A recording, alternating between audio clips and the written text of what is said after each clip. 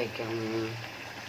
இதை கருவாடும் கீரை சாருக்கு கீரை கொஞ்சம் போல ஆக்குறேன். முருங்கைக்கீரை இது கருவாட்டுக்கு தாளிப்பு. கருவாடு வேவுது. முந்தினைக்கு ஆப்பத்துக்கு ஆட்டி வச்சுருக்கேன். 2 வரைக்கும் போகுது கருவாடு தாராளம். தேங்காய் பால் ஊற்றுறேன்.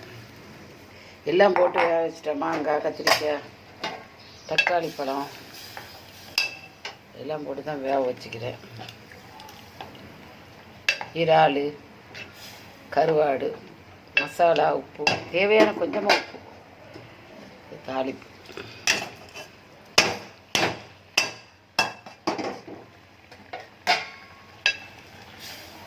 நல்லா கொஞ்சம் கொதிக்க சிம்மில் போட்டு தாளிப்பு விட்டால் தாளிப்பு மனம் இறங்கும்.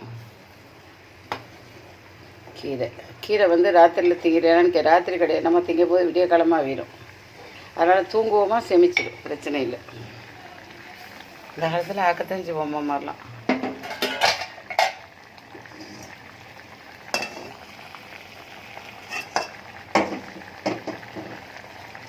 திங்கும்போது தான் அடுத்தாப்ப சுபவாங்க சொல்லிடும், தொடுவோம்.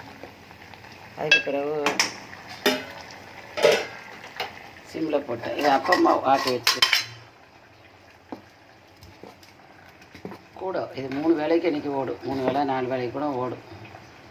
இதுக்கு என்ன இதெல்லாம் போட்டிங்கன்னா அப்பா கொஞ்சம் இது பச்சரிசி, சோறு, தேங்காய் பூ, கட்டி தேங்காய் போட்டேன். தேங்காய் பூ, உப்பு, சீனி, ஆப்ப சோடா இம்புட்டும் போட்டு ஆட்டிக்க. அப்போ நல்லா ஜோராக கரை முறுக்கிட்டு டேஸ்ட்டாக வைக்கும்.